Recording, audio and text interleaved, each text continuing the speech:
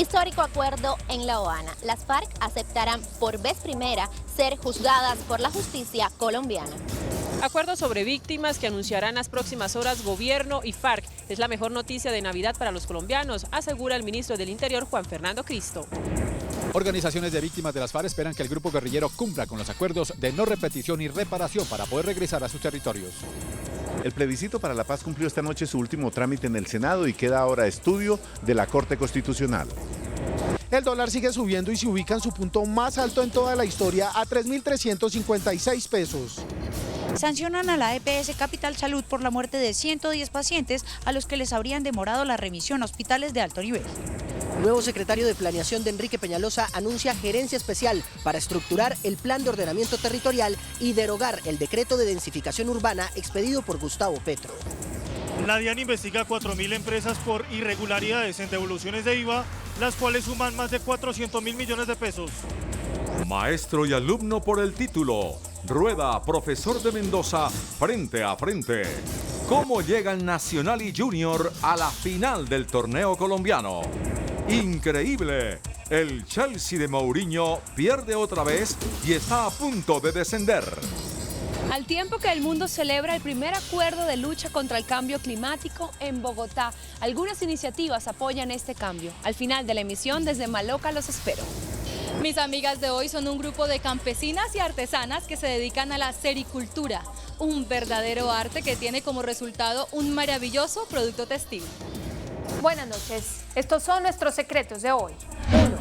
Atención, mañana se firma histórico acuerdo sobre sometimiento de las FARC a la justicia. 2. Los 3 juristas, asesores del gobierno y los 3 asesores de las FARC viajan a La Habana a firmar el acuerdo sobre justicia. 3. ¿Qué es lo que asusta a los conservadores si siguen fuera del gobierno? 1, 2 y 3 al cierre.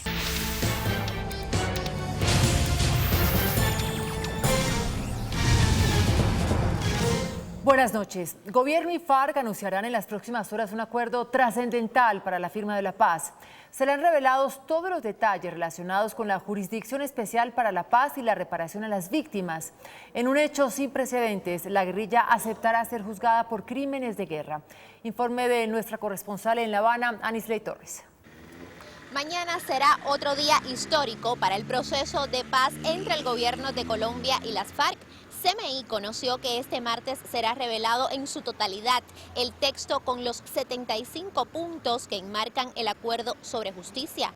El histórico anuncio se hará mañana en La Habana en una ceremonia a la que asistirá una delegación de 10 víctimas de la guerra y en la que estará presente entre otros la canciller María Ángela Holguín, quien esta noche ya se encuentra en la capital cubana. El acuerdo sobre víctimas abarca los componentes de verdad, justicia, reparación y garantías de no repetición.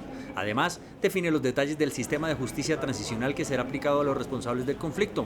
En septiembre pasado se habían revelado las líneas maestras de la Jurisdicción Especial para la Paz, con la presencia del presidente Juan Manuel Santos y el líder de las FARC, alias Timochenko. Sin embargo, mañana se hará público el documento con los 75 puntos del acuerdo de justicia, que además de un catálogo de sanciones restaurativas, define entre otras cosas que los máximos líderes de las FARC, por primera vez en la historia, aceptan someterse a la justicia colombiana, serán juzgados por los tribunales especiales para la paz que estarán integrados por jueces colombianos y aceptan ser juzgados por crímenes de guerra. El acuerdo también contempla amnistía e indulto para guerrilleros de bajo rango y la restricción de la libertad para los condenados, descarta la extradición y señala que las sentencias serán cumplidas en instalaciones donde habrá control efectivo y donde además no gozarán de beneficios especiales durante el periodo de reclusión. Según el acuerdo, habrá beneficios de reducción de la pena por colaboración, pero también especifica que quienes se sometan al sistema de justicia transicional y no digan la verdad pagarían 20 años de prisión en centros de reclusión ordinarios, y aquellos que no quieran decir la verdad o traten de evitar la justicia serán objeto de la justicia normal y pagarán un término normal de prisión, el cual puede ser hasta de 60 años. Con este nuevo paso, la guerrilla confirmó que el proceso ya es irreversible. Mañana se harán presente aquí en la capital cubana los 6 miembros de la subcomisión de juristas, los representantes del gobierno Manuel José Cepeda, Juan Carlos Henao y Duc Casel, y de las FARC Álvaro Leiva, Diego Martínez y Enrique Santiago. Desde La Habana, Cuba, Anisley Torres, CMI, La Noticia. El ministro del Interior, Juan Fernando Cristo, celebró el acuerdo que se anunciará en las próximas horas en La Habana y dijo que se trata de la mejor noticia para cerrar el 2015. Mañana se espera que el gobierno y las FARC desde Cuba anuncien ya un acuerdo concreto en materia de víctimas y de justicia. El ministro del Interior aseguró que es una noticia muy buena para los colombianos que llena de optimismo la búsqueda de la paz. La mejor noticia de Navidad para los colombianos y un comienzo de 2016 con toda la esperanza y todo el optimismo. Se refirió también a los críticos de los diálogos. Tendrán todas las garantías, tendrán condiciones de igualdad para que esas críticas, esos cuestionamientos, esas reservas que tienen sobre los acuerdos de La Habana las puedan plantear en una jornada democrática. Dijo que el gobierno no reconoce enemigos de la paz en Colombia, sino contradictores legítimos y no harán campañas polarizantes ni estigmatizantes sobre el tema. En Colombia, representantes de las víctimas del conflicto exigieron a las FARC la verdad sobre los hechos violentos y garantía de no repetición de los mismos. Para los representantes de las organizaciones de víctimas que este martes estarán presentes en la firma del acuerdo con las FARC en La Habana, la reparación económica pasa a un segundo plano. Su principal aspiración se centra en la verdad y la no repetición que deben comprometer al grupo guerrillero. A la FARC yo no les exijo reparación, a la FARC yo les exijo la verdad. Al gobierno que ha sido el responsable de que la FARC haya existido por más de 60 años, él es quien tiene que reparar al pueblo colombiano. El gobierno tiene registradas oficialmente 7.758.000 víctimas, por lo que el acuerdo representa un avance más en la firma de la paz en el país. Lo veo muy positivo, para mí es que ya definitivamente los plazos para alcanzar los acuerdos finales se van a cumplir. Mañana las organizaciones de víctimas realizarán varios eventos a nivel nacional para celebrar los anuncios desde La Habana. Y esta noche el Congreso de la República tramitó 2 instrumentos con los que contará el gobierno para consolidar los acuerdos de paz que logre con las FARC en La Habana. Pasó a estudio de la Corte Constitucional el plebiscito y completó la primera vuelta de la reforma legislativa para la paz. La plenaria del Senado apoyó la conciliación del proyecto de plebiscito para la paz durante un debate en el que los uribistas desplegaron sus argumentos para descalificar un instrumento que el gobierno prometió para darle respaldo popular a los acuerdos con las FARC. Señores senadores, si la conciliación que termina hoy acá es aprobada, lo único que estamos haciendo es quitando las plenas garantías para que los colombianos puedan decir no legítimamente a través de una campaña que tenga igualdad en la comunicación antagónica con el gobierno. La bancada uribista se dividió. 18 de los 20 senadores se salieron de la plenaria y paradójicamente quedaron sus principales cabezas, el expresidente Álvaro Uribe y el senador Iván Duque. El proyecto de ley que presentamos hace 3 meses ya es ley de la República. Si pasa el visto bueno de la Corte, esperamos que sí, podrá ser convocado por el presidente el plebiscito. ¿Qué quiere decir? Que ustedes, cada televidente, tendrá el derecho de ir a las urnas libremente a decir sí o no a la paz. El ministro del Interior destacó que el Congreso le ha dado su voto de confianza al presidente Santos con el plebiscito y la reforma constitucional para la paz. La confianza que el Congreso de la República le da al presidente Santos para conducir este país hacia el fin del conflicto y el compromiso de este Congreso de la República con la paz y la reconciliación en Colombia. El gobierno dice que en los próximos días le esperan buenas noticias a los colombianos sobre el tema de la paz. La Fiscalía buscará la extradición de alias El Enfermero, un guerrillero de las FARC que fue dejado en libertad por un juez en España y que es señalado por las autoridades colombianas de practicar abortos en la guerrilla. El director nacional de Fiscalías dijo en Neiva que se van a adelantar los correspondientes análisis para solicitar al gobierno español la extradición a Colombia de Héctor Albaides Arboleda Buitrago, conocido como el enfermero de las FARC, quien es señalado de ser presuntamente responsable de más de 500 abortos forzados en este grupo guerrillero. Dispuso que fuera en la casa, que permaneciera en su casa el enfermero, dado a las condiciones de salud de esta persona. Según la Fiscalía, la medida adoptada por las autoridades españolas se dio de acuerdo con la legislación de ese país, donde se establece una serie de medidas cautelares mientras se surte el proceso de extradición a Colombia. Actualmente, alias El Enfermero deberá responder en Colombia por los delitos de lesa humanidad e infracción al derecho internacional humanitario. La Fiscalía capturó al ciudadano israelí Alberto Arok Mugrabi, señalado de ser el presunto responsable de una red dedicada al lavado de activos a través de exportaciones ficticias. La captura del ciudadano israelí Alberto Arosh Mugrabi se hizo efectiva en el norte de Bogotá y según la Fiscalía era quien lideraba una red de lavado de activos a través de exportaciones ficticias con empresas fachada hacia Venezuela, aprovechando el diferencial cambiario. Los investigadores le siguieron la pista desde el año 2009, época en la que se recibió un registro de operaciones sospechosas por parte de la UIAF. Se estima que desde el año 2000 lavó cerca de 400.000 millones de pesos. Junto a Alberto Arosh fueron capturadas otras 3 personas quienes serán presentadas ante las autoridades competentes. Alberto Aroch Mugravi será presentado en las próximas horas ante un juez de garantías en el complejo judicial de Palo Quemado. Allí la fiscalía legalizará su captura y también le imputará cargos por los delitos de lavado de activos, enriquecimiento ilícito y concierto para delinquir. El alcalde mayor de Bogotá, Gustavo Petro, confirmó el embargo de su cuenta bancaria por parte de la Superintendencia de Industria y Comercio por aplicar medidas ilegales en el esquema de aseo de la ciudad. La multa que le impuso la Superintendencia de Industria por 410 millones de pesos al alcalde de Bogotá por dictar medidas ilegales en la implementación del esquema de recolección de basuras terminó con el embargo de su cuenta bancaria. Pues estarán esperando a que algún día tenga 400 millones de patrimonio para embargarlo. No parece eso estar en el horizonte de mi existencia. CMI conoció que la superintendencia también embargó las cuentas de otros 9 funcionarios del distrito por los problemas en la implementación del esquema de aseo. Aguas de Bogotá, la UAESP y la empresa de acueducto, que tampoco han pagado las multas impuestas por más de 80.000 millones de pesos, actualmente adelantan un acuerdo de pago con la SIC. Un juez de Bogotá ordenó el embargo de los bienes y acciones de Alessandro Corridori y Rodrigo Jaramillo, investigados por el descalabro bursátil de Interbolsa. Con el objetivo de garantizar la reparación de las víctimas del descalabro bursátil de Interbolsa, el juez 46 de Garantías de Bogotá ordenó el embargo de las acciones de fabricato de Alessandro Corridori, que en total suman 1.500 millones de pesos. Además, serán objeto de embargo múltiples bienes de Rodrigo Jaramillo: un apartamento en Bogotá, 2 parqueaderos en Medellín, 3 lotes en Jericó, Antioquia, 2 cuentas en Bancolombia y una cuenta en Banco de Occidente. Por último, el juez le recordó a Jaramillo que debe pagar una multa de 400 millones de pesos que tiene actualmente con la Superintendencia Financiera.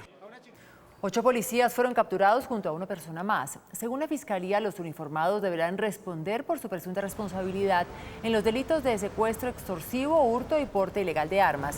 Para el ente investigador, los uniformados habrían ayudado a varios delincuentes a ingresar a una vivienda en el municipio de Turbo, en Antioquia, para buscar una caleta. Al no encontrarla, amenazaron con armas a los propietarios y los retuvieron exigiendo el pago de 300 millones de pesos para liberarlos. Los hechos ocurrieron el año pasado y los uniformados, luego de asaltar la vivienda, se apropiaron de un vehículo para huir del lugar. La Superintendencia de Salud multó con cerca de 1.000 millones de pesos a la EPS Capital Salud al comprobar demoras en las remisiones médicas que le costaron la vida a 110 pacientes, en su mayoría adultos mayores. La Supersalud documentó los procesos de remisión hospitalaria de 110 pacientes de la EPS Capital Salud entre agosto de 2012 y septiembre de 2013 y se encontró con que habían sido reportados como fallecidos en los diferentes hospitales esperando ser remitidos. Tenemos un promedio de referencia de 8 días, pero eso se debe en gran medida a una insuficiencia de la capacidad instalada, ¿sí?, en la ciudad y en el país. La Super indicó que la falta de disponibilidad de camas o servicios eran un problema administrativo que no puede prevalecer ante el derecho a la salud. Porque pudimos demostrar que Capital Salud en ningún momento dejó de hacer lo que tenía que hacer. Por omitir su deber de asegurar el proceso de referencia y contrarreferencia, es decir, de garantizar un hospital o clínica para la remisión de sus pacientes, fue sancionada la EPS y deberá pagar cerca de 1.000 millones de pesos. La entidad apeló la decisión. El precio del dólar continúa disparado. Hoy la divisa se acercó a los 3.400 pesos. Los exportadores aseguran que no han visto los beneficios de esta devaluación. El dólar impuso un nuevo récord en el país. Hoy llegó a su punto más alto, impulsado por un petróleo que sigue cayendo en los mercados internacionales. Hoy vimos una tasa de 3.380, que es el nuevo máximo, digamos, desde que cotiza la tasa de cambio en el mercado. Los exportadores, que deben ser los más beneficiados porque reciben más pesos por cada dólar, aseguran que las ventas al exterior siguen de capa caída. Las importaciones han bajado, pero no han bajado lo suficiente. Las exportaciones continúan cayendo.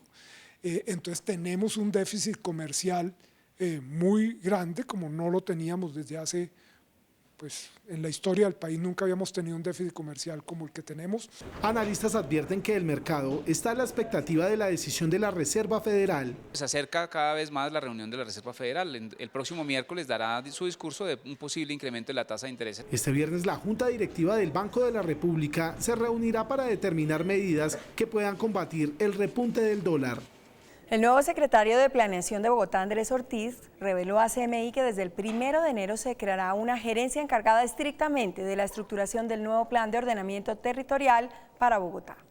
Para el nuevo secretario de Planeación, el reto más importante será la formulación de un nuevo plan de ordenamiento territorial como lo estipula la ley, por lo que habrá una gerencia especializada para ese tema. Va a tener una gerencia con un equipo de altísimo nivel, concentrado solamente en eso y en estudiar qué es lo mejor para Bogotá. Una vez sea aprobado, lo cual podría tardar hasta un año por las instancias de socialización y aprobación en el Consejo Territorial y el Consejo Distrital, la norma suplirá el decreto 190 de 2004 que rige hoy en día y dejaría sin validez las modificaciones del decreto expedido por el alcalde Gustavo Petro y que hoy están suspendidas por el Consejo de Estado. Pues lo que vamos a emprender es una revisión general, pero hay que tener en cuenta que estamos trabajando sobre la nueva etapa de Bogotá. Simultáneamente se derogarán normas como el decreto 562 de densificación y edificios de altura. El decreto se deroga, pero se va a derogar con cuidado para no dejar vacíos urbanos. El nuevo secretario de Planeación aseguró que para generar nuevos decretos sobre densificación urbana es necesario hacer estudios sobre el desarrollo urbanístico que habrá con la primera línea del metro de Bogotá. El director de la DIAN, Santiago Rojas, reveló que se adelantan investigaciones por irregularidades en las devoluciones de IVA a 4.000 empresas que habrían dejado de pagar 500.000 millones de pesos. En 2012 estalló uno de los escándalos más grandes de la DIAN con el desfalco de millonarios recursos a la devolución de IVA administrados por la entidad. Se busca más de $500 millones a una investigación que cursa en la Fiscalía General por empresas fachada que se quedaron con recursos del erario público. La DIAN fue la que en el 2012 de manera muy firme detectó esas irregularidades y las puso en conocimiento. Actualmente 4.000 empresas son investigadas en el país por irregularidades en las devoluciones de IVA, donde al menos 500.000 millones de pesos no están siendo pagados al Estado. Y otra cosa que hemos detectado que hay empresas, no en materia simplemente de devoluciones, sino que a veces cobran el IVA y no se lo pagan al Estado. El funcionario señala que la administración operativa ha mejorado para garantizar la transparencia. Cuenta con un sistema informático especializado para garantizar que las cosas se hacen bien hechas. Estos son dos de los casos que actualmente se investigan al interior de la entidad. Trabajadores y empresarios manifestaron su disposición de replantear sus ofertas y pretensiones sobre el incremento salarial para el próximo año, con miras a llegar a un acuerdo. Los empresarios dijeron que su propuesta del 6,8% podría variar. Los trabajadores también estuvieron dispuestos. Nosotros estamos dispuestos a movernos para plantearlo claramente, pero si ellos insisten en bajar, por decir, del 10 al 9%, ahí no va a haber arreglo de ninguna clase. Pero si el empresariado sigue con la posición mezquina de valores por debajo de la inflación, pues va a ser muy difícil cualquier acercamiento. No es posible que en el mundo hoy se estén dando acuerdos, como el caso de La Habana, y nosotros estemos en desacuerdo. Hay que hacer todo el esfuerzo por sacar un acuerdo en este proceso. Mañana será la última sesión ordinaria de la Mesa de Concertación Salarial, pero podrían decretar extras hasta el 30 de diciembre. El índice de capitalización de la bolsa que mide el comportamiento de las 20 principales acciones cerró a la baja. El índice de capitalización de la Bolsa de Valores de Colombia bajó 0,06% a 1.074 puntos. La acción de Fabricato fue la que más subió, con una valorización de 4,86% a 13 pesos. La acción del BBVA Colombia fue la que más cayó, con una pérdida de 9,09% a 250 pesos. La acción más transada de la jornada fue la de Almacenes Éxito, al movilizar más de 21.000 millones de pesos. El precio del petróleo inicia la semana a la baja. Indicadores económicos del día en CMI. La tasa representativa del mercado que regirá para mañana martes será de 3.356 pesos. Los profesionales del cambio compran la divisa en 2.980 y la venden en 3.010 pesos. Un euro cuesta 3.662 pesos con 2 centavos. La libra de café en Nueva York se cotizó a $1 con 19 centavos. El azúcar se transó en 14,60 centavos de dólar la libra. El barril de petróleo WTI se cotizó en $36 con 23 centavos. Una acción de Ecopetrol cuesta 1.090 pesos. Ecopetrol anunció una reducción en sus inversiones para 2016. La junta directiva de la compañía aprobó un plan de inversiones por $4.800 millones. De esta manera se registra una reducción del 40% frente al presupuesto actual de $7.800 millones. La disminución se da por la caída de precios en el mercado petrolero. En Boyacá se construye el pesebre más grande de Colombia. Verán este montaje que une tecnología y arte después de comerciales, cuando los espero desde Maloca, que celebra una Navidad verde. Más adelante en Mis Amigos de hoy les mostraré cómo el gusano de seda se convirtió en una herramienta fundamental para la construcción de modelos de negocio que le apuestan a la innovación social del país. Hola, muy buenas noches. Los saludo desde las afueras de Maloca, en el occidente de Bogotá. Detrás de mí, un árbol navideño verde que hace parte de todo este mensaje de conservación que se ha tenido en cuenta en este diciembre en Bogotá y en Colombia para una conservación medioambiental. Esto a nivel local, pero a nivel internacional acabamos de tener unas muy buenas noticias sobre la cumbre que se realizó en París. Todo esto nos da una luz de esperanza. Mira la vida en la tierra en esta Navidad. Los bosques, las aves, el campo y hasta tu ciudad. Una Navidad ecoamigable es el mensaje que Maloca trae este diciembre.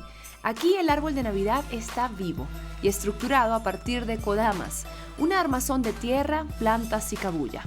Kodama traduce espíritu del árbol y es una tradición del Japón. Así, por medio de talleres didácticos a los visitantes, ellos aprenden a hacer su árbol de Navidad ecológico. Y es que el tema del cambio climático preocupa al mundo entero.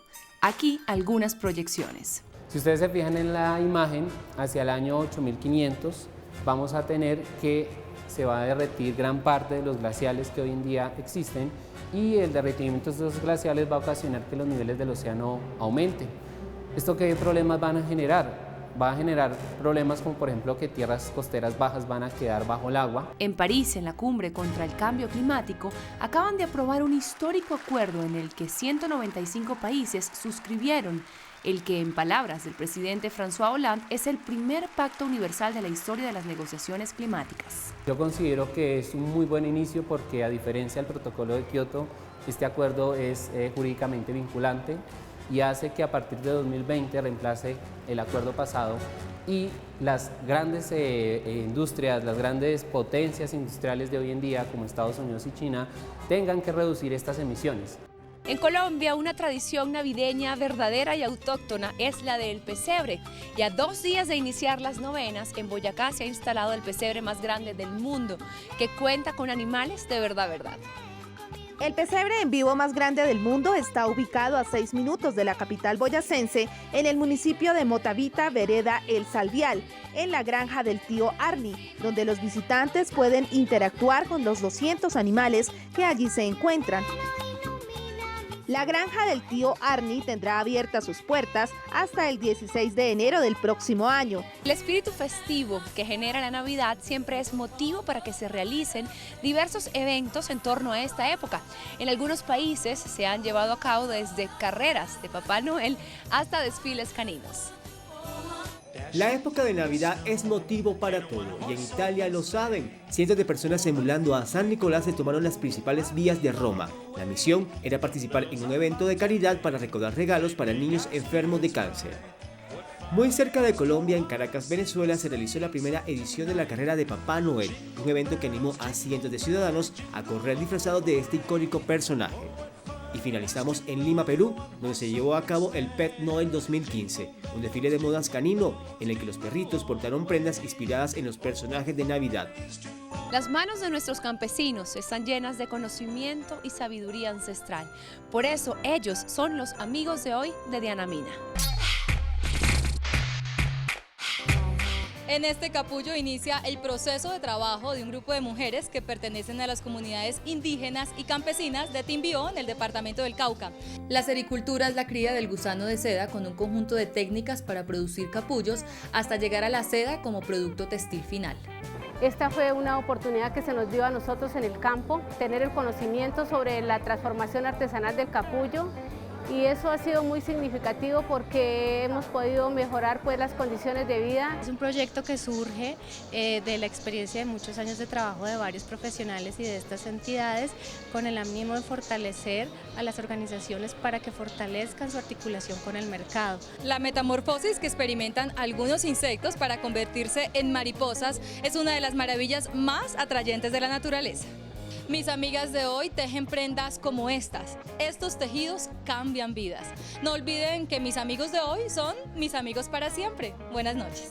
Hoy me despido desde Maloca, en el occidente de Bogotá, deseándoles una muy feliz noche. Nosotros nos vemos mañana. Chao. Después de la pausa, nuestros secretos de hoy. 1. Atención. Mañana se firma histórico acuerdo sobre sometimiento de las FARC a la justicia. 2. Los 3 juristas, asesores del gobierno y los 3 asesores de las FARC viajan a La Habana a firmar el acuerdo sobre justicia. 3. ¿Qué es lo que asusta a los conservadores si siguen fuera del gobierno?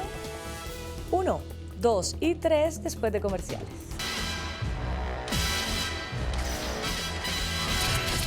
Estos son nuestros secretos de hoy. 1. Llega el día D para el proceso de paz y ese día será mañana. Voceros de las FARC en La Habana revelaron a CMI que mañana se hará público el famoso documento, hasta ahora secreto, que contiene los 75 puntos del acuerdo sobre la Jurisdicción Especial para la Paz, es decir, la creación del Tribunal para la Paz, que tendrá a su cargo sentenciar a los guerrilleros de las FARC que hubieran cometido graves violaciones de derechos humanos o graves infracciones al derecho internacional humanitario. Esta es la primera vez en la historia del país que un grupo guerrillero acepta que sus miembros pudieron haber cometido crímenes de guerra que son competencia de la Corte Penal Internacional. Como se sabe, este acuerdo fue el que destrabó el proceso de La Habana y mañana se hará público. 2. Reunión cumbre de juristas mañana en La Habana. Con ocasión de la divulgación del documento de sometimiento a la justicia por parte de las FARC, los constitucionalistas que han acompañado el proceso de paz, doctores Juan Carlos Henao, expresidente de la Corte Constitucional, Manuel José Cepeda, expresidente también de la misma Corte, y Douglas Castle, profesor de la Universidad de Notre Dame en París, asistirán a la ceremonia en que será divulgado el acuerdo. También estarán presentes los asesores jurídicos de las FARC, que son el español Enrique Santiago, el defensor de derechos humanos Diego Martínez y el ex constituyente y exministro Álvaro Leiva. La presencia de los 6 juristas explica porque son quienes han trabajado durante 4 meses en adoptar un diseño novedoso que permite aplicar el máximo de justicia posible para firmar la paz. Lo histórico del acuerdo que se firma mañana es que después de 50 años de guerra, las FARC por fin aceptan someterse a la justicia colombiana para pagar los delitos que cometieron dentro del conflicto. En opinión de los juristas, la inquietud de quienes se han opuesto al acuerdo por una supuesta consagración de impunidad para las FARC queda resuelto en el documento, en el que se establecen las penas que impondrá el Tribunal colombiano. No habrá, pues, ni amnistías ni indultos para delitos de lesa humanidad o crímenes de guerra. Estos delitos serán castigados con restricción efectiva de la libertad. 3. ¿Regresará sí o no el Partido Conservador institucionalmente al gobierno del presidente Santos? La respuesta es, ¿quién sabe? El presidente del Directorio Nacional, David Barguil, acaba de recibir 2 mandatos por parte de la directiva plena de su partido y de los voceros del conservatismo. En la Cámara, Heriberto Sanabria, y en el Senado, Juan Manuel Corzo. El primer mandato, que continúe al frente de la colectividad con respaldo unánime de la directiva. El segundo, que tiene facultades para dialogar institucionalmente con el gobierno y con los partidos. Esta facultad dio origen a la versión de que podría presentarse un diálogo entre el gobierno y el conservatismo. Ese diálogo no está programado por ahora. Cualquier decisión sobre ese tema requerirá el pronunciamiento de la bancada azul y la aprobación del Directorio Nacional Conservador. La versión de que el presidente del directorio pediría la reunión surgió no solo por las facultades que recibió, sino porque el presidente Santos anunció hace unos días que sus candidatos para reemplazar a Alejandro Ordóñez en la Procuraduría serían del partido de la U y no del Partido Conservador. Y eso fue lo que prendió las alarmas en esa colectividad, no solo por lo que significa una Procuraduría en manos de un conservador tan fundamentalista como el actual, sino por lo que significa el nombramiento de jueces y magistrados. Y más jueces y más magistrados.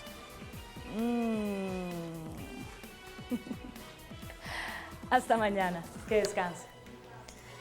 Hasta aquí las noticias, gracias y buenas noches. Nos vemos mañana como siempre en CMI, La Noticia.